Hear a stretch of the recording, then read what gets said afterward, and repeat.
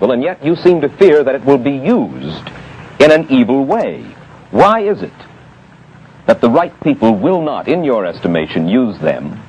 Why is it that the wrong people will use these various devices and for the wrong motives?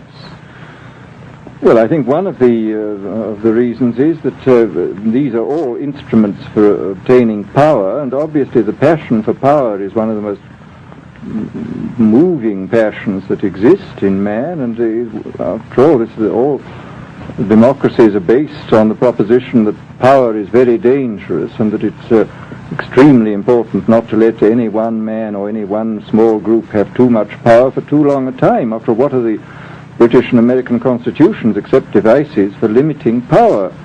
And all these new devices are extremely efficient instruments for the imposition of power by small groups over larger masses. Well, you ask this question yourself in Enemies of Freedom. I'll put your own question back to you. You ask this: in an age of accelerating overpopulation, of accelerating overorganization, and ever more efficient means of mass communication, how can we preserve the integrity and reassert the value of the human individual? You put the question. Now here's your chance to answer it, Mr. Huxley. Well, this is obviously, first of all, it's a question of education. I think it's terribly important to insist on individual values. I mean, there is a tendency, as you probably read a book by White, The Organization Man, a very interesting, valuable book, I think, where he speaks about the new type of group morality, group ethic, which speaks about the group as though the group was somehow more important than the individual. But this seems, as far as I'm concerned, to be in contradiction with what we know about the genetical make-up of human beings, that every human being is unique.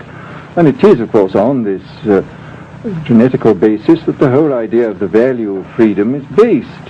And I think it's extremely important for us to stress this in all our educational life. And I would say it's also very important to teach people to be on their guard against the sort of verbal booby traps into which they're always being led, to analyze the kind of things that are said to them. Well, I think there is this whole educational side, and I think there are many more things that one could do to strengthen people and to make them more aware of what was being done. You're a prophet of decentralization. Well, yes, if this is feasible. It's one of the tragedies, it seems to me. I mean, many people have been talking about the importance of decentralization in order to give back to the voter a sense of direct power. I mean, the voter in an enormous electorate feels quite impotent, and his vote seems to count for nothing. This is not true where the electorate is small and where he is dealing with a group which he can manage and understand. And if one can, as Jefferson, after all, suggested, break up the units into smaller and smaller units, and so get a real self-governing democracy. Well, that was all very well in Jefferson's day, but how can we revamp our economic system and decentralize and at the same time meet militarily and economically the tough challenge of a country like Soviet Russia?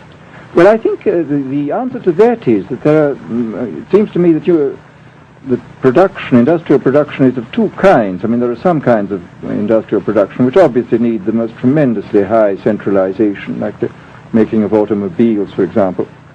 But there are many other kinds where you could decentralize quite easily and probably quite economically, and that you would then have this kind of decentralized life. After all, you begin to see it now if you travel through the South, this decentralized textile industry which is springing up there. Mr. Huxley, let me ask you this, quite seriously. Is freedom necessary? As far as I'm concerned, it is, yes. Why? Is it necessary for a productive society? Yes, I should say it is. I mean, a genuinely productive society. I mean, I think you could produce plenty of goods without much freedom, but I think the whole sort of creative life of man is ultimately impossible without a considerable measure of individual freedom, that initiative, creation, all these things which we value, and I think value properly, are impossible without a large measure of freedom. Well, Mr. Huxley, take a look again at the country which is in the stance of our opponent anyway it would seem to be there, Soviet Russia. It is strong and getting stronger economically, militarily. At the same time, it's developing its art forms pretty well. It seems not unnecessarily to squelch the creative urge among its people, and yet it is not a free society.